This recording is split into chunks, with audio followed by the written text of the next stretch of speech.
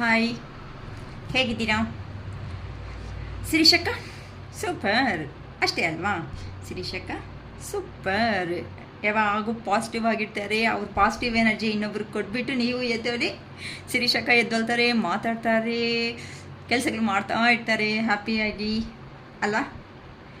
ತುಂಬ thank you. ನೀನೇ ಒಬ್ರು ಕಾಲ್ ಮಾಡಿದರು, ಅಕ್ಕ ನನಗೆ ಈ ಥರ ಮ್ಯಾಮ್ ಈ ಥರ ಫೀಲ್ ಆಗ್ತಾಯಿದೆ ಅಂತ. ತುಂಬ ಆದರೆ ಕೆಲವೊಂದು ಏನೋ ಟಿಪ್ಸ್ ನನಗೆ ಗೊತ್ತಿರೋ ಅಂಥ ಅದು ನಾನು ಹೇಳಿದ್ದೀನಿ. ಮತ್ತು ಮಾರ್ನಿಂಗ್ ಕಾಲ್ ಮಾಡಿಬಿಟ್ಟು ನಾನು ಪಾಸಿಟಿವ್ ರಿಯಲಿ ಏನೋ ಗೊತ್ತಿಲ್ಲದಿರೋ ನೆಮ್ಮದಿ ಆಗಿದ್ದೀನಿ ಮ್ಯಾಮ್ ಅಂತ ಹೇಳಿದರು. ತುಂಬ ತುಂಬ ಥ್ಯಾಂಕ್ ಯು.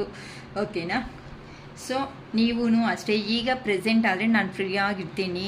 111 ನಿಮಗೆ 3 ಕ್ವಶನ್ಸ್ಗೆ ಬೇಕು ಅಂತ ಅಂದರೆ ನಿಮಗೆ ಫುಲ್ ರೀಡಿಂಗ್ ಬೇಡ ಅಕ್ಕ, ನಮಗೆ 3 ಕ್ವಶನ್ಸ್ಗೆ ರೀಡಿಂಗ್ ಸಾಕು ಅನ್ನಂಗಿದ್ರೆ ಅದು just go through the WhatsApp ಅಂತ ಹೇಳ್ತಾ ಇದ್ದೀನಿ. ಅಂತ ಅಂದರೆ ವಾಟ್ಸಪ್ಪಲ್ಲೇ ನೀವು ಕ್ಲಾರಿಟಿಯಾಗಿ ಕ್ವಶನ್ಸ್ ಕಳಿಸಿ. ನಿಮ್ಮ ಹೆಸರಾಗಲಿ, ನಿಮ್ಮ ಕೆರಿಯರ್ ಬಗ್ಗೆ ಆಗಲಿ, ಇಲ್ಲ ಅಂತ ಅಂದರೆ ನಿಮ್ಮ ಪರ್ಸನ್ ಬಗ್ಗೆ ಆಗಲಿ ಕ್ವಶನ್ಸ್ ಕೇಳಬೇಕು ಅಂತ ಅಂದರೆ ಕ್ಲಾರಿಟಿಯಾಗಿ ಕ್ವಶನ್ಸ್ ಕಳಿಸಿ.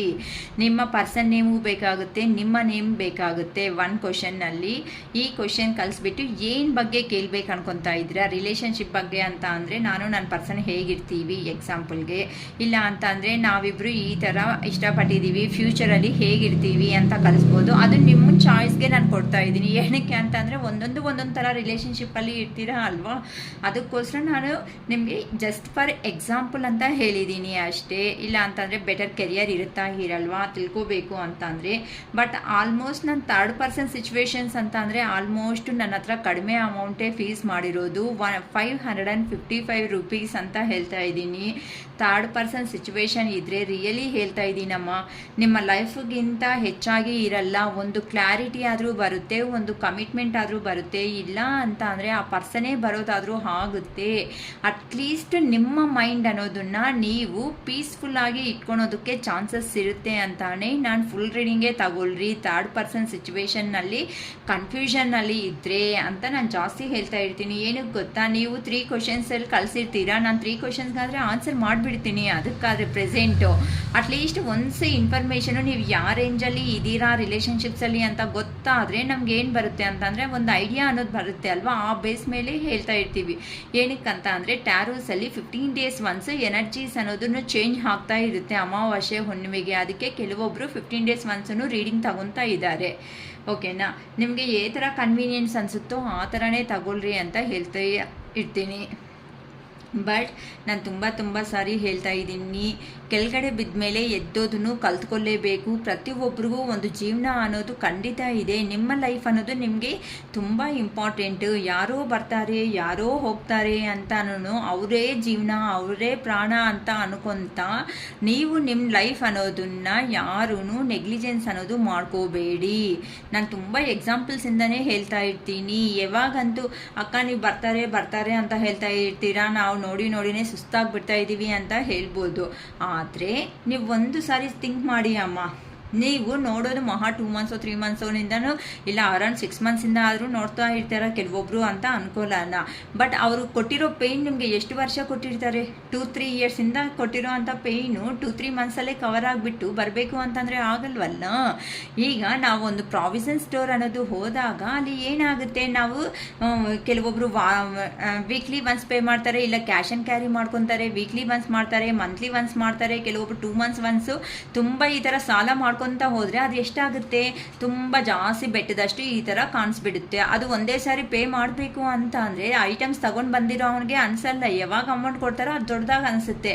ಇದೇ ಥರನೇ ಜೀವನದಲ್ಲಿ ಸಮೇತ ಡಿವೈನ್ ಟೈಮ್ ಬರಬೇಕು ಅಂತ ಅಂದರೆ ಅಷ್ಟವರೆಗೂ ನಾವು ಪೇಷನ್ಸ್ ಆಗಿ ವೆಯ್ಟ್ ಮಾಡಲೇಬೇಕಾಗುತ್ತೆ. ಆ ಡಿವೈನ್ ಟೈಮ್ ಅನ್ನೋದು ನಾವು ಪಾಸಿಟಿವ್ ಎನರ್ಜೀಸಲ್ಲಿ ಇರೋದ ಮೇಲೇನೂ ಡಿಪೆಂಡ್ ಆಗಿರುತ್ತೆ. ನೆಕ್ಸ್ಟ್ ಬಂದು ನಾವು ನಮ್ಮ ಥಿಂಕಿಂಗ್ ಲೆವೆಲ್ ಮೇಲೇನೂ ಡಿಪೆಂಡ್ ಆಗಿರುತ್ತೆ. ಮತ್ತು ನಾವು ಮಾಡ್ಕೊಂಡಿರೋ ಕರ್ಮ ಫಲಿತಗಳನ್ನ ಗುಡ್ ಕರ್ಮ ಮಾಡಿಕೊಂಡ್ರೆ ಗುಡ್ ಕರ್ಮದಲ್ಲಿನೂ ಬರ್ಬೋದು, ಬ್ಯಾಡ್ ಕರ್ಮ ಮಾಡಿಕೊಂಡ್ರೆ ಸ್ವಲ್ಪ ಟೈಮ್ ಅನ್ನೋದು ಆಗುತ್ತೆ. ಏನಕ್ಕೆ ಇದು ಅಂತ ಹೇಳ್ತಾ ಇದ್ದೀನಿ ಅಂತ ಅಂದರೆ ಯಾರಂತೂ ನೀವು ಒಂದು ಪರ್ಸನ್ ಬಂದಾಗ ಎಮೋಷ್ನಲಿ ಕನೆಕ್ಟೆಡ್ ಆಗಿಬಿಟ್ಟು ನಿಮ್ಮ ಪ್ರೀತಿ ಎಲ್ಲನೂ ಆ ಪರ್ಸನ್ಗೆ ಕೊಟ್ಟಿದ್ದೀರಾ.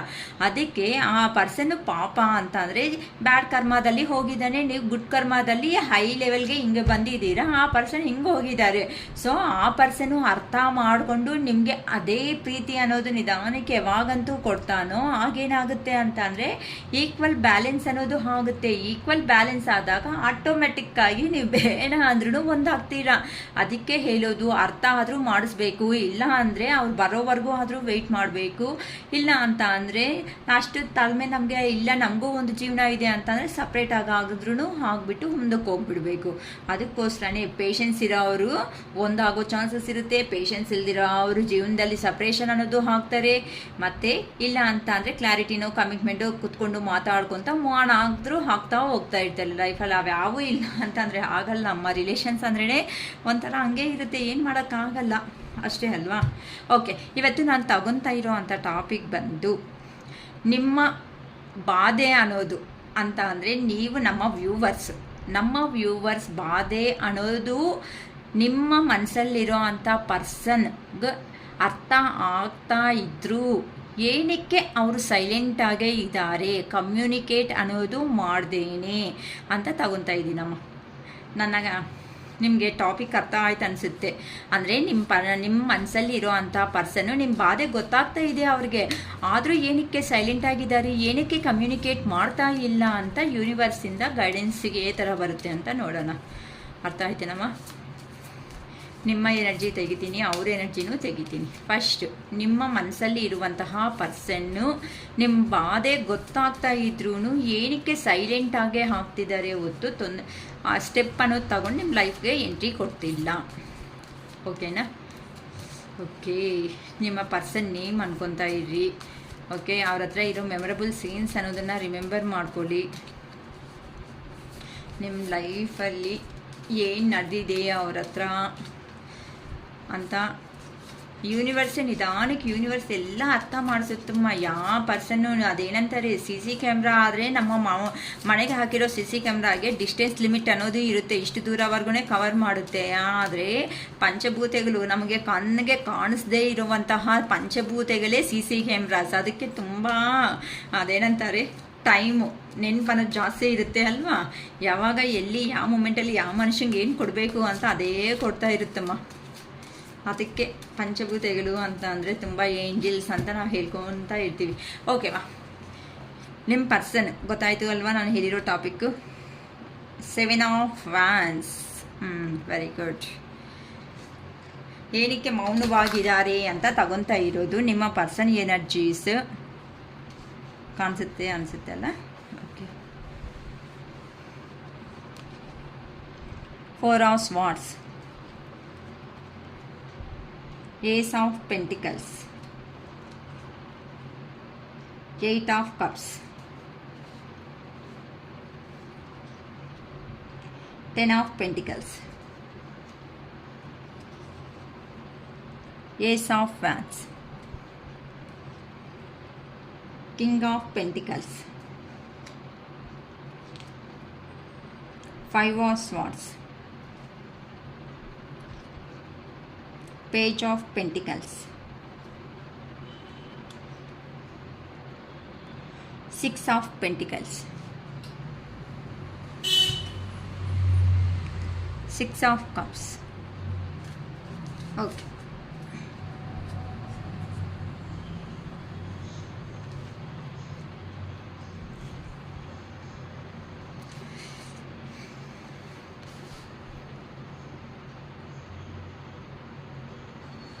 ಓಕೆ,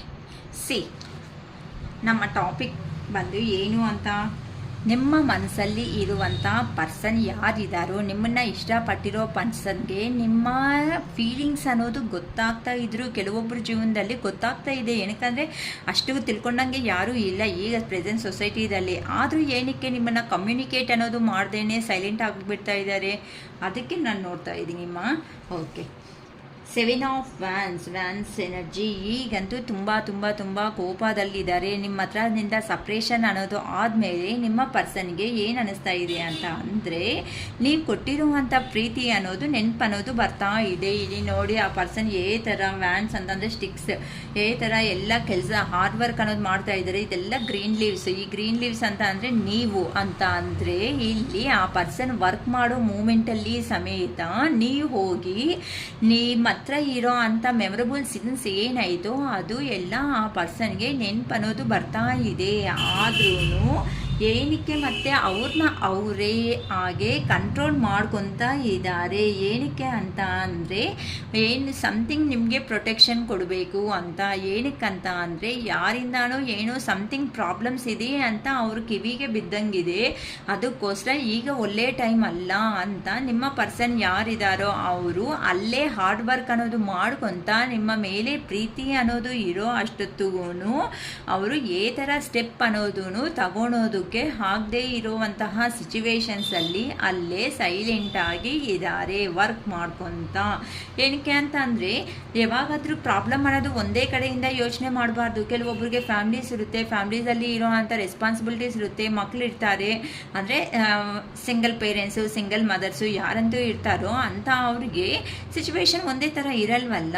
ರೆಸ್ಪಾನ್ಸಿಬಿಲಿಟೀಸ್, ಹೆವಿ ರೆಸ್ಪಾನ್ಸಿಬಿಲಿಟೀಸ್ ಇರ್ತಾರೆ. ಅಯ್ಯೋ, ಇವಾಗ ಒಂದು ಪರ್ಸನ್ನು ಒಂದು 15,000 ಸಂಬಳ ಬರುತ್ತೆ ಅಂತ ಕೆಲವೊಂದು ಸಾರಿ ಕೆಲವೊಬ್ರು ಏನು ಮಾಡ್ತಾರೆ, ಅಲ್ಲಿ ಫ್ಯಾಮ್ಲಿಗೂ ದೂರ ಇರ್ತಾರೆ, ಇಲ್ಲಿ ಇಷ್ಟಪಟ್ಟಿರೋ ಮನುಷ್ಯಗೂ ದೂರ ಇದ್ದು ಕೆಲಸ ಮಾಡ್ತಾ ಇರ್ತಾರೆ.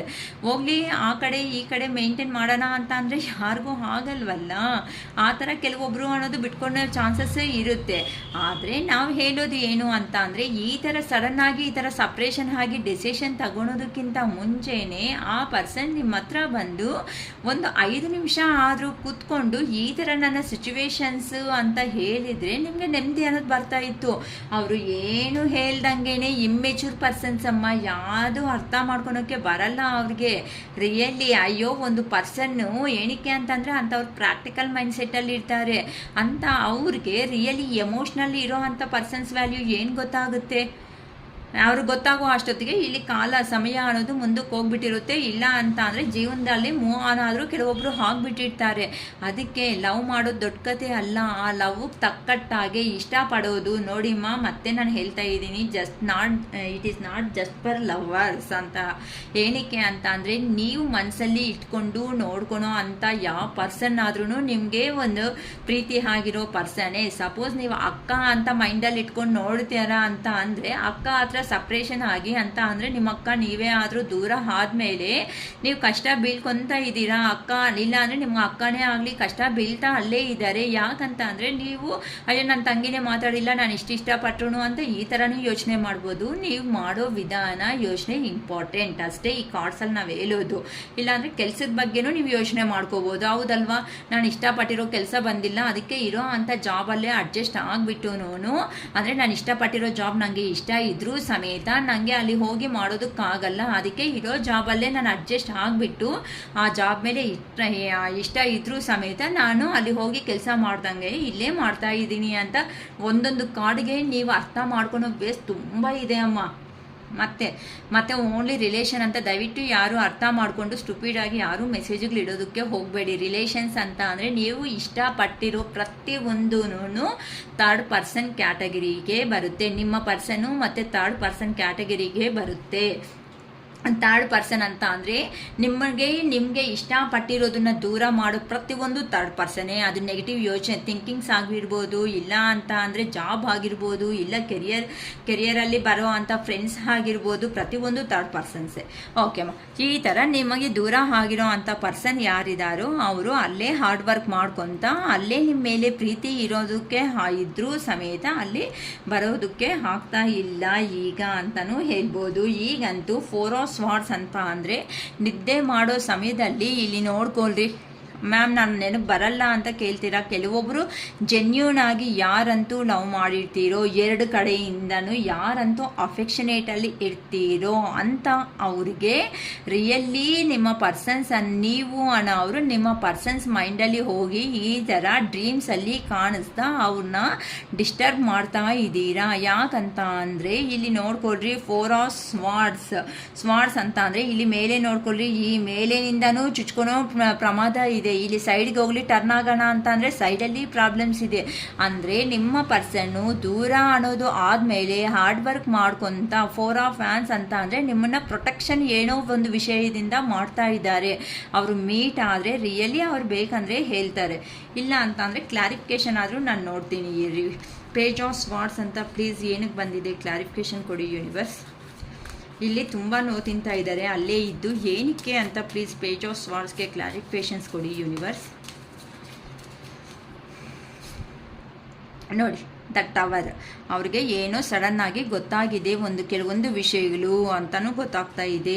ನೆಕ್ಸ್ಟ್ ಬಂದು 7 ಆಫ್ ಕಪ್ಸ್. ನಾನು ಹೇಳಿದೆ ಅಲ್ವಾ, ನಿಮ್ಮ ಮೇಲೆ ಪ್ರೀತಿ ಆದರೆ ಇದೆ, ನಿಮ್ಮ ಹತ್ರ ಇದ್ರೇ ಅವರು ತುಂಬ ಇಷ್ಟ ಹಾಗೆ ಇರ್ತಾರೆ. ಅವರು ನಿಮ್ಮಂದ್ರೇ ತುಂಬ ಜಾಸ್ತಿ ಇಷ್ಟ. ಪೇಜ್ ಆಫ್ ಫ್ಯಾನ್ಸ್ಗೆ ನಾನು ಕ್ಲಾರಿಫಿಕೇಷನ್, ನಿಮ್ಮ ಪರ್ಸನ್ ಹೋಗಿ ಕಷ್ಟ ಬೀಳ್ತಾ ಇದ್ದಾರಲ್ಲ, ಏನಕ್ಕೆ ನಿಮಗೆ ಕಮ್ಯುನಿಕೇಟ್ ಅಂತ ಅಂದರೆ ಅವ್ರಿಗೆ ದ ಟವರ್, ಏನೋ ಒಂದು ಟವರ್ ಪ್ರಾಬ್ಲಮ್ ಅನ್ನೋದು ಅಂತ ಅಂದರೆ ಸಡನ್ನಾಗಿ ಅವ್ರ ಜೀವನದಲ್ಲಿ ಅನ್ಕೊಂಡಿಲ್ದಂಗೆ ಏನೋ ಒಂದು ಚೇಂಜ್ ಆಫ್ ಅನ್ನೋದು ನಡೆದಿದೆ. ಅದನ್ನು ನಿಮ್ಮ ಹತ್ರ ಹೇಳ್ಕೊಳೋದಕ್ಕೆ ಆಗ್ತಾ ಇಲ್ಲ. ಅದಕ್ಕೆ ಅವರು ಪೇಯ್ನ್ ಆಗಿ ತಿನ್ಕೊಂತ ಆ ಪೇಯ್ನ್ ಅನ್ನೋದನ್ನು ರಿಲೀಸ್ ಮಾಡ್ಕೊಬಿಡ್ಬೇಕು ಅಂತ ಅನ್ಕೊತಾ ಇದ್ದಾರೆ. ನೀವಂದರೆ ತುಂಬ ಇಷ್ಟ ಇದ್ರೂ ಸಮೇತ ಆ ಪರ್ಸನ್ಗೆ ನಿಮ್ಮ ಹತ್ರ ಬಂದು ಹೇಳ್ಕೊಳೋದಕ್ಕೆ ಕೆಲವೊಂದು ರೀಸನ್ಸಿಂದ ಆಗ್ತಾ ಇಲ್ಲ. ಏನು ರೀಸನ್ಸ್ ಅಕ್ಕ ಅಂತ ಅಂದರೆ ನನಗೆ ಗೊತ್ತಿರಲ್ಲ. ನಿಮ್ಮ ರಿಲೇಷನ್ಸಲ್ಲಿ ಏನೇನಾಯಿತು ಓಕೆನಾ. ಅದಕ್ಕೆ ಆ ಪರ್ಸನ್ನು ನನಗೂ ಒಂದು ಆಪರ್ಚುನಿಟಿ ಅಂತ ಬಂದಿದ್ರೆ ಚೆನ್ನಾಗಿರ್ತಾ ಇತ್ತು, ನನ್ನ ಪರ್ಸನ್ನ ಮೀಟ್ ಆಗೋದಕ್ಕೆ. ನನಗೆ ನಮ್ಮ ಪರ್ಸನ್ ಹತ್ರ ಇದ್ದರೆ ಮಾತ್ರನೇ ತುಂಬ ಅಫೆಕ್ಷನ್ ಅನ್ನೋದು ನನಗೆ ಇರುತ್ತೆ ಅಂತ, ನೀವೇ ಬಂದರೆ ಚೆನ್ನಾಗಿರುತ್ತೆ, ಆ ಪರ್ಸನು ನಾನು ಒಂದಾದರೆ ಚೆನ್ನಾಗಿರುತ್ತೆ ಅಂತ ನಿಮ್ಮ ಪರ್ಸನ್ಸು ಈ ಥರ ದೂರ ಹೋಗಿರೋ ಅವ್ರು ಯಾರಿದ್ದಾರೋ ಅವರು ತುಂಬ ನಿಮ್ಮ ಬಗ್ಗೆ ಯೋಚನೆ ಮಾಡ್ಕೊತಾ ಇದ್ದಾರೆ. ಇಲ್ಲಿ ನೋಡಿದ್ರೆ 4 ಆಫ್ ಸ್ವಾರ್ಡ್ಸ್ ಅಂತ ಅಂದರೆ ನೀವಂದ್ರೇನೆ ನೀವು ಡ್ರೀಮ್ಸಲ್ಲಿ ಹೋಗಿ ನಿಮ್ಮ ಪರ್ಸನ್ ಅನ್ನೋನ್ನ ತುಂಬ ಡಿಸ್ಟರ್ಬ್ ಅನ್ನೋದು ಮಾಡ್ತಾ ಇದ್ದೀರಾ. ಈಗ ಆ ಪರ್ಸನ್ಗೆ ಏನು ಹೇಳ್ಕೊಳೋದಕ್ಕೆ ಆಗ್ತಾ ಇಲ್ಲ. ಥರ ಸೈಲೆಂಟ್ ಆಗಿದ್ರೂ ಸಮೇತ ವರ್ಕ್ ಮಾಡೋ ಮೂಮೆಂಟಲ್ಲಿ ಹೇಗೋ ವರ್ಕ್ ಅನ್ನೋದನ್ನ ಕಂಪ್ಲೀಟ್ ಮಾಡ್ತಾ ಇದ್ದಾರೆ. ಬಟ್ ರೆಸ್ಟ್ ಟೈಮ್ ಅನ್ನೋದು ಯಾವಾಗ ಬರುತ್ತೋ ಆ ರೆಸ್ಟ್ ಪೀರಿಯಡಲ್ಲಿ ಏನಾಗ್ತಾ ಇದೆ ಅಂತ ಅಂದರೆ ಅವ್ರಿಗೆ ತಡೆಯೋದಕ್ಕೂ ಆಗದೆ ಇರೋ ಅಂಥ ಪೇನ್ ಆಗಿ ನೀವು ಹಾಕ್ತಾ ಇದ್ದೀರಾ. ಡ್ರೀಮ್ಸಲ್ಲಿ ಹೋಗೋದು, ಡಿಸ್ಟರ್ಬ್ ಮಾಡೋದು, ಈ ಥರ ಎಲ್ಲ ನಡೀತಾ ಇದೆ ಅಂತ ಹೇಳ್ಬೋದು. ಯಾರು ಡಿವೈನ್ ಲವ್ ಅಲ್ಲಿ ಇರ್ತಿದೋ ಅವ್ರಿಗೆ ಮಾತ್ರನೇ. ಅದಕ್ಕೆ ಅವರು ಏಸ್ ಆಫ್ ಪೆಂಟಿಕಲ್ಸ್ ಅಂತ ಅಂದರೆ ನಮಗೂ ಒಂದು ಅಬಾಂಡೆನ್ಸ್ ಆಗಿರೋ ಅಂಥ ಜೀವನ ಇದ್ದಿದ್ರೆ ಅಂತ ಅಂದರೆ ಫ್ರೀ ಆಗಿ, ಅಂದರೆ ಇವಾಗ ನೋಡಿ ಅಮ್ಮ, ಒಂದು ಶಾಪ್ಗೆ ಹೋಗ್ತೀವಿ, ನಮ್ಮ ಮಿನಿಮಮ್ ಬಡ್ಜೆಟ್ ಅನ್ನೋದು ಇಟ್ಕೊಂಡಿರ್ತೀವಿ. ಸಪೋಸು ಒಂದು ಫೆಸ್ಟಿವಲ್ ಪರ್ಪಸ್ ಏನೋ ಶಾಪಿಂಗ್ ಮಾಡೋಣ ಅಂತ ಹೋಗ್ತೀವಿ, 5000 ಇಟ್ಕೊತೀವಿ. ಆದರೆ ಅಲ್ಲಿ 7000 ಅನ್ನೋದು ನಮಗೆ ಕಾಣಿಸ್ತಾ ಇರ್ಬೋದು ಡ್ರೆಸ್ಸೇ ಅನ್ನೋದು. ಓಕೆನಾ. ಇಲ್ಲ ಅಂತಂದರೆ 7000 5000 4 ಮೆಂಬರ್ಸು ಪರ್ಚೇಸ್ ಮಾಡಬೇಕು ಅಂತ ಸಮಥಿಂಗ್ ಕೆಲವೊಬ್ರು ಬಡ್ಜೆಟಲ್ಲೇ ಹೋಗಿರ್ತೀರ. ಅಲ್ಲಿ ಹೋಗೋ ಅಷ್ಟಿಗೆ 7000 ಆಗಿದೆ ಅಂತ ಅಂದರೆ 2000 ಎಲ್ಲಿಂದ ತರ್ತಾರೆ ಆ ಪರ್ಸನ್ ಪೇಮೆಂಟ್ ಅನ್ನೋದು 15000 ಆಗಿದ್ದರೆ ಎಕ್ಸ್ಟ್ರಾ 7000 ಅಂತ ಅಂದರೆ ಆ ಪರ್ಸನ್ಗೆ ಬರ್ಡನೇ ಅಲ್ವಾ.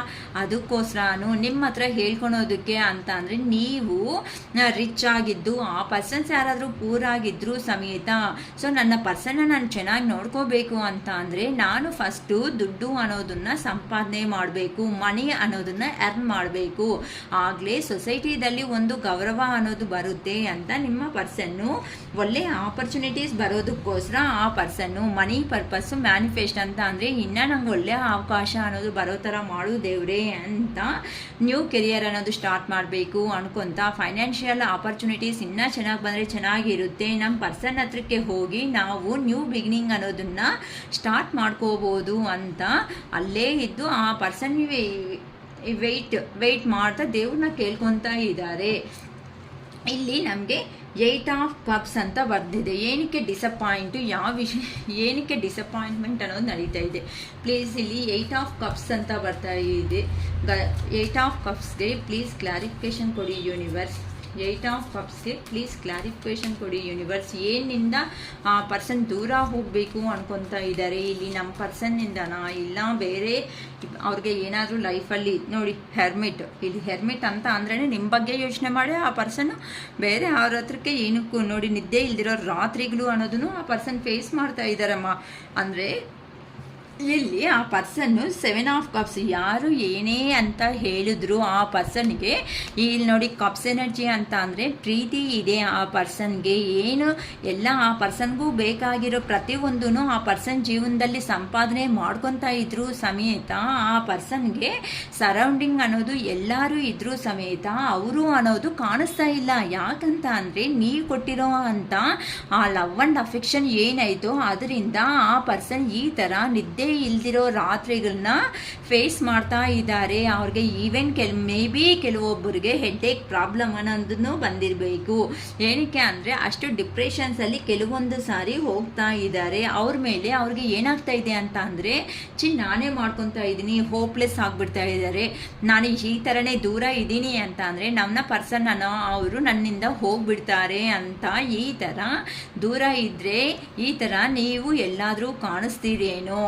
ಅಂದರೆ ನಿಮ್ಮ ಥರ ಅವರು ಯಾರಾದರೂ ಕಾಣಿಸಿದ್ರು ಸಮೇತ ಅಯ್ಯೋ ಇವರು ನನ್ನ ಪರ್ಸನ್ ಥರನೇ ಇದ್ದಾರಲ್ಲ, ಶಾರ್ಟ್ ಆಗಿದ್ದಾರಲ್ಲ, ಹೈಟ್ ಆಗಿದ್ದಾರಲ್ಲ, ಇಲ್ಲ ಸಣ್ಣಕ್ಕಿದ್ದಾರಲ್ಲ, ದಪ್ಪಕ್ಕಿದ್ದ ಕೆಲವೊಂದು ಪರ್ಸ್ನಾಲಿಟೀಸಲ್ಲಿ ಇರ್ತಾರಲ್ವ ಆ ಥರ ನಿಮ್ಮ ಪರ್ಸನ್ನು ಇನ್ನು ಅಂದರೆ ನಿಮ್ಮ ಬಿಟ್ಕೊಂಡು ದೂರ ಹೋದ್ರೂ ಸಮೇತ ಇಲ್ಲಿ ನಿಮ್ಮನ್ನು ಬಿಡ್ತಾ ಇಲ್ಲ. ಯಾಕೆ ಗೊತ್ತಾ, ಕೆಲವೊಬ್ರು ಕೇಳ್ತಾರೆ ಶಿರೀಷಕ್ಕ ಅಲ್ಲಿ ನಮ್ಮ ಪರ್ಸನ್ ಹೋಗಿದ್ದಾರಲ್ವ, ಅವ್ರಿಗೆ ಸಿಕ್ಕಿರೋದು ಪ್ರತಿಯೊಂದು ಇದೆ ಅಲ್ವಾ, ಇನ್ನು ಜೀವನದಿಂದ ಹೋಗ್ಬೋದಲ್ವ ನಮ್ಮನೇನಕ್ಕಕ್ಕ ಅಂತ ಅಂದರೆ ನಿಮಗೆ ಗೊತ್ತಿಲ್ದಂಗೆ ಆ ಪರ್ಸನು ಬೈಕೊಂತ ಆದ್ರೂ ಮ್ಯಾನಿಫೆಸ್ಟ್ ಮಾಡ್ತಾ ಇದ್ದಾನೆ. ಅಂದರೆ ಇಲ್ಲಿ ಏನಾಗ್ತಾ ಇದೆ ಅಂತ ಅಂದರೆ ನೀವು ಒಂದೇ ರಿಲೇಷನ್ಶಿಪ್ಪಲ್ಲಿ ಇರೋ ಅಷ್ಟೊತ್ತಕ್ಕೆ ಅಲ್ಲಿ ಏನಾಗ್ತಾ ಇದೆ, ನೀವಿಬ್ಬರು ಮಾತಾಡಿರೋ ಮಾತುಗಳಾಗಲಿ ಅಂದರೆ ಹೋಗಿರೋ ವೇ ಆಗಲಿ, ದಾರಿ ಅಲ್ಲಿ ಇಲ್ಲಿ ಕೂತ್ಕೊಂಡು ಮಾತುಗಳಾಗಲಿ ಪ್ರತಿಯೊಂದೂ ನೀವು ಅನ್ನೋದು ಪರ್ಸ್ನಾಲಿಟಿ ನೆನಪು ಬಂದಿದ್ದ ತಕ್ಷಣವೇ ಏನಾಗ್ತಾ ಇದೆ, ನೀವು ಹೇಳಿರೋ ಅಂಥ ಮಾತುಗಳು ಆ ಪರ್ಸನ್ಗೆ ನೆನಪು ಬಂದುಬಿಟ್ಟು ನಿಮ್ಮನ್ನು ಮುಂದಕ್ಕೆ ಹೋಗೋದಕ್ಕೆ ಬಿಡ್ತಾ ಇಲ್ಲ. ಆ ಪರ್ಸನ್ ಬಂದು ನಿಮ್ಮ ಹತ್ರ ಕೂತೋದಕ್ಕೂ ಆಗ್ತಾ ಇಲ್ಲ.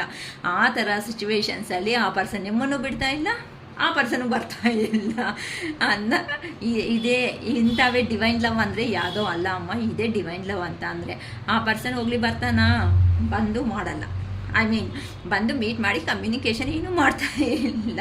ಹಂಗಂತ ಹೋಗ್ಲಿ ನಿಮ್ಮ ಜೀವನ ನೀವು ಕಲಿಸ್ತಾರ ಅಪ್ಪ ನೀನು ಇಲ್ಲ. ಆ ಮನುಷ್ಯ ಹತ್ರ ಕೆಲವೊಬ್ರು ನೋಡ್ಕೊಳ್ರಿ ಹೆಂಗೆ ಅಂತ ಅಂದರೆ ಅದು ಸ್ಟಾರ್ಟ್ ಆಗೋವಾಗ ಕಾಫಿ ಕುಡಿದಿದೆಯಾ, ಟೀಗೆ ಊಟ ಆಯ್ತಾ ಅಂತ ಸ್ಟಾರ್ಟ್ ಮಾಡ್ತೀರಾ, ಅದು ಎಂಡ್ ಆಗೋ ಅಷ್ಟೊತ್ತಿಗೆ ಎನಿಮೀಸು ಸಮೇತ ಅಷ್ಟು ಭಯಂಕರವಾಗಿ ಗಲೀಸಾಗಿ ಬೈಕೋನಲ್ಲ, ಆ ರೇಂಜಲ್ಲಿ ಬೈಕೋ ಬಿಟ್ಟು ನೀನು ಫೋನ್ನೇ ಮಾಡಬೇಡ ಹೋಗು ಅಂತ ಆ ಕಡೆ ಅವರು ನೀನು ಮಾತಾಡಿ ನಿನ್ನ ಕತೆ ಮುಗಿಸ್ತೀನಿ ಅಂತ ಈ ಕಡೆ ಅವರು ಹೋಗ್ತಾ ಇರ್ತಾರೆ. ಹಿಂಗೆ ಸಪ್ರೇಟ್ ಅನ್ನೋದು ಹಿಂಗೆ ಆಗ್ತಾರೆ.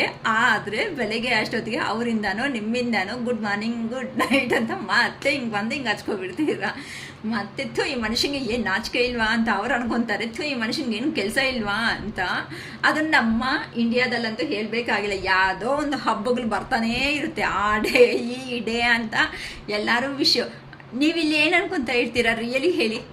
ಆ ಪರ್ಸನ್ ಇವತ್ತು ಸಪೋಸ್ ಏನೋ ಫಾದರ್ಸ್ ಡೇ ಸಮಥಿಂಗ್ ಏಪ್ರಿಲ್ ಅಲ್ವಾ, ಇನ್ನು ಫಾದರ್ಸ್ ಡೇ ಅದು ಬರ್ಬೋದೇನೋ, ಇನ್ನು ಫಾದರ್ಸ್ ಡೇ ಇದೆ. ಸೊ ನನ್ನ ಪರ್ಸನ್ ನನಗೆ ವಿಶ್ ಮಾಡಿಲ್ವಲ್ಲ, ಜಸ್ಟ್ ಫಾರ್ ಜೋಕಿಂಗ್ ಆಗ್ಲೂ ಸಮೇತ ಹ್ಯಾಪಿ ಫಾದರ್ಸ್ ಡೇ ಅಂತ ಏನೋ ಅಂತಂದರೆ ಅಷ್ಟು ಕೇರಿಂಗ್ ಕೊಡ್ತಾ ಇದ್ದೀನಲ್ಲ ಅಂತ ಆ ಪರ್ಸನ್ ಅನ್ಕೊತಾ ಇರ್ತಾನೆ. ಅಯ್ಯೋ ಇವತ್ತು ಫಾದರ್ಸ್ ಡೇ ಇದಿರಲ್ಲ ಇಲ್ವಾ, ನಮ್ಮ ಪರ್ಸನ್ಗೆ ನಾವು ಒಂದು ಮೆಸೇಜ್ ಕಳ್ಸೋಣ ಅಂತ ನೀವು ಅನ್ಕೊತೀರಾ. ಅಲ್ಲಿಂದ ಮತ್ತೆ ಜಗಳ, ಅದು ಪ್ರೀತಿಯಿಂದನೇ ಜಗಳ ಅಷ್ಟೇ. ಓಕೆನಾ, ಈ ಥರ ಸಿಚುವೇಶನ್ಸ್ ಅನ್ನೋ ನಡೀತಾ ಐತೆ. ಹೆರ್ಮಿಟ್ ಅಂತ ಅಂದರೆ ನಿಮ್ಮನ್ನು ಸರ್ಚ್ ಮಾಡ್ಕೊತಾ ಇದ್ದಾರೆ. ಯಾಕೆ ನನ್ನ ಪರ್ಸನ್ನಿಂದ ಮಾತಾಡ್ತಾ ಇದ್ರೆ ಜಗಳಗಳು ಸುಮ್ಮನೆ ಆಗ್ತಾ ಇದೆ ಅಂತ ಅವರು ಈಗ ಸಪ್ರೇಟ್ ಆಗೇ ಇದ್ದು ಅಂದರೆ ಒಬ್ಬರೇ ಆಗಿ ಒಂಟಿ ಆಗಿ ಇದ್ದು ನಿಮ್ಮ ಬಗ್ಗೆ ತುಂಬ ಯೋಚನೆ ಮಾಡ್ತಾ ಇದ್ದಾರೆ. ಏನಕ್ಕೆ ಅಂತ ಅಂದರೆ ಅವ್ರಿಗೂ ಒಂದು ಇನ್ನರ್ ಗೈಡೆನ್ಸ್ ಅನ್ನೋದು ಹೇಳ್ತಾ ಇದೆ. ಏನಕ್ಕಂದರೆ ನಿಮ್ಮ ಪರ್ಸನ್ ನಿನ್ಗೋಸ್ಕರ ವೆಯ್ಟ್ ಮಾಡ್ತಾ ಇದ್ದಾರೆ, ಹೋಗು ಹೋಗು ಅಂತ ಯೂನಿವರ್ಸ್ ಅನ್ನೋದು ಪುಷಪ್ ಮಾಡ್ತಾ ಇದೆ. ಇನ್ನು ನೀನು ಈ ಥರ ಗ್ಯಾಪ್ ಅನ್ನೋದು ತುಂಬ ಜಾಸ್ತಿ ತಗೊತಾ ಹೋಗಿದೀಯಾ ಅನ್ಕೊಂಡು ನಿನ್ನ ಪರ್ಸನ್ನ ಅವರೇ ನಿನ್ನ ಜೀವನದಿಂದ ಮಿಸ್ ಆಗೋ ಚಾನ್ಸಸ್ ಇದೆ. ಇನ್ನು ನೀನು ಲೇಟ್ ಅನ್ನೋದನ್ನ ಮಾಡ್ಕೋಬೇಡ, ನೀನು ಹೋಗ್ಬಿಡು ಅಂತ ಯೂನಿವರ್ಸು ಸಮೇತ ಪುಷಪ್ ಅನ್ನೋದು ಜಾಸ್ತಿ ಮಾಡ್ತಾ ಇದೆ. ಅದಕ್ಕೆ ಹೇಳೋದು, ಪಾಸಿಟಿವ್ ಆಗಿದ್ರೆ ಪಾಸಿಟಿವ್ ಆಗಿ ಥಿಂಕ್ ಮಾಡ್ತೀರಾ, ಆಗ ಬೇಗ ಡೆಸಿಷನ್ಸ್ ಅನ್ನೋದು ಬರುತ್ತೆ. ಒಂದು ಪರ್ಸನ್ನ ಮೀಟ್ ಮಾಡಬೇಕಾ ಬೇಡ ಅನ್ನೋದಾದರೂ ಗೊತ್ತಾಗುತ್ತೆ. ಅದಕ್ಕೋಸ್ಕರನೇ ಹೇಳೋದು ನಾವೆಲ್ಲನೂ. ತುಂಬ ಚೆನ್ನಾಗಿ ಬಂದಿದೆ ಇಲ್ಲಿ ನೋಡಿ. ಆ ಪರ್ಸನ್ ಬೇಡ ಅಂದ್ಕೊಂಡು ಹೋಗ್ತಾ ಇದ್ದಾರೆ. ಯಾರು ಏನೇ ಆಫರ್ಸ್ ಕೊಟ್ಟರು ಸಮೇತ ನಿದ್ದೆ ಇಲ್ದಿರೋ ರಾತ್ರಿಗಳನ್ನ ಫೇಸ್ ಮಾಡ್ತಾ ಇದ್ದಾನೆ. ಆದರೆ ನಿಮ್ಮನ್ನು ಸೋಲ್ ಸರ್ಚಿಂಗ್, ನಾನು ಎಲ್ಲಿ ಮಿಸ್ಟೇಕ್ ಮಾಡಿದೆ ಅಂತಲೂ ಯೋಚನೆ ಮಾಡ್ತಾ ಇದ್ದೇನೆ. ಆದರೂ ಸಮೇತ ಆ ಪರ್ಸನ್ಗೆ ಬುದ್ಧಿ ಬರ್ತಾ ಇಲ್ಲ. ಏನು ಮಾಡೋಕ್ಕಾಗುತ್ತೆ?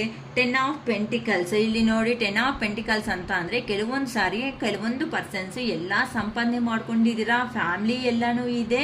ಫ್ಯಾಮ್ಲಿ ಅಂತಂದರೆ ಅವ್ರ ಅಮ್ಮ ಅಪ್ಪ ಈ ಥರ ಅಮ್ಮ ಎಲ್ಲನೂ ಇದೆ. ಆದರೆ ಆ ಪರ್ಸನ್ ವೆಲ್ತ್ ಅಂತ ಅಂದರೆ ಹೆಲ್ತ್ ಕಂಡೀಷನ್ಸ್ ಅನ್ನೋದು ಆ ಪರ್ಸನ್ಗೆ ಚೆನ್ನಾಗಿಲ್ಲ ಅಂತ ಹೇಳ್ಬೋದು. ಏನಕ್ಕೆ ಅಂತ ಅಂದರೆ ಆ ಪರ್ಸನ್ ಅನ್ನೋ ಅವರು ಇಲ್ಲ ನಿಮ್ಮನ್ನೇ ಲಾಂಗ್ ಟರ್ಮ್ ಸಕ್ಸಸ್ ಆಗಿ, ಇಲ್ಲಕ್ಕ ಮದುವೆ ಹಾಕಿಲ್ಲ ನಮ್ಮ ಪರ್ಸನ್ಸ್ ಅಂತ ಅಂದರೆ ನಿಮ್ಮನ್ನೇ ಜೀವನದಲ್ಲಿ ಒಂದು ಲಾಂಗ್ ಟರ್ಮ್ ಸಕ್ಸಸ್ ಆಗಿ ಈ ಥರ ಹ್ಯಾಪಿ ಫ್ಯಾಮಿಲಿ ಆಗಿ ನಿಮ್ಮ ಪರ್ಸನ್ ಅನ್ನೋ ಅವರು ರಿಮೆಂಬರ್ ಮಾಡ್ಕೊತಾ ಇದ್ದಾರೆ. ನನಗೂ ಈ ಥರ ಫ್ಯಾಮಿಲಿ ಇದೆ, ಎಷ್ಟು ಚೆನ್ನಾಗಿರುತ್ತೆ, ನಾನು ಏನಕ್ಕೆ ಈ ಥರ ಮಾಡ್ಕೋಬಿಟ್ಟೆ ಈ ಕಡೆ ಅಂತಂದರೆ. ಕೆಲವೊಬ್ರಿಗೆ ಫ್ಯಾಮ್ಲೀಸ್ ಆ ಕಡೆ ಇರ್ಬೋದಮ್ಮ, ಆ ಥರ ಫ್ಯಾಮ್ಲಿದಲ್ಲಿ ಇದ್ದಾರೆ ಅಂತಲೂ ಹೇಳ್ಬೋದು. ಹೆಲ್ತ್ ಕಂಡೀಷನ್ನಿಂದ ಇಲ್ಲಕ್ಕ ಫ್ಯಾಮ್ಲಿ ಅವ್ರಿಗೆ ಯಾರೂ ಇಲ್ಲ ಅಂತ ಅಂದರೆ ನಿಮ್ಮನ್ನೇ ಸಮೇತ ಇಮ್ಯಾಜಿನ್ ಈ ಥರ ಫ್ಯಾಮಿಲಿ ಆಗಿ ಇರಬೇಕು ಅಂತಲೂ ನಿಮ್ಮ ಪರ್ಸನ್ಸ್ ಯೋಚನೆ ಮಾಡ್ತಾ ಇದ್ದಾರೆ ಅಂತಲೂ ಹೇಳ್ಬೋದು. ಇಲ್ಲಿ 2 ಸೆನೆರಿಯೋಸ್ ಹೇಳಿದ್ದೀನಿ. ಸೊ ನಿಮಗೆ 2 ಸೆನೆರಿಯೋಸಲ್ಲಿ ಏ ಥರ ನಿಮಗೆ ರಿಕಗ್ನೈಸ್ ರೆಸಿಗ್ನೇಟ್ ಆಗುತ್ತೋ ಆ ಥರನೇ ಮಾಡ್ಕೊಳ್ರಿ ಅಂತ ನಾವು ಹೇಳ್ತಾ ಇದ್ದೀನಮ್ಮ. ಓಕೆನಾ? ಆದರೆ ಸಮಥಿಂಗ್ ಹೆಲ್ತ್ ಕಂಡೀಷನ್ ಆದರೆ ಯಾರಿಗೋ ನಿಮಗೋ ಇಲ್ಲ ಅಂತ ಅಂದರೆ ಅವ್ರಿಗೋ ಹೆಲ್ತ್ ಕಂಡೀಷನ್ಸಲ್ಲಿ ಇಶ್ಯೂ ಆಗ್ದಂಗೆ ನನಗೆ ಕಾಣಿಸ್ತಾ ಇದೆ. ಬಟ್ ಯಾರೋ ನೋಡ್ಕೊಳ್ರಿ. ತುಂಬ ಯೋಚನೆ ಮಾಡೋದನ್ನು ಕರೆಕ್ಟ್ ಅಲ್ಲ. ತುಂಬ ಯೋಚನೆ ಮಾಡೋದ್ರಿಂದ ನೀವು ಕೆಳಗಡೆ ಬಿದ್ದರೆ ನಿಮ್ಮನ್ನು ಎಬ್ಸೋದಕ್ಕೆ ಯಾರೂ ಜೀವನದಲ್ಲಿ ಬರಲ್ಲ. Ace of wands. ಈಗ ಪ್ರೀತಿ ಇರೋ ಅಷ್ಟೊತ್ತಿಗೂ ಆ ಪರ್ಸನ್ನನ್ನು ಅವರು ವ್ಯಾನ್ಸ್ ಎನರ್ಜಿ ತುಂಬ ಕೋಪನಿಂದನೇ ಇದ್ದಾರೆ. ಯಾಕಂತಂದರೆ ನಿಮ್ಮ ಮೇಲೆ ಪ್ರೀತಿ ಇದೆ. ಆದರೆ ಆ ಪರ್ಸನ್ಗೆ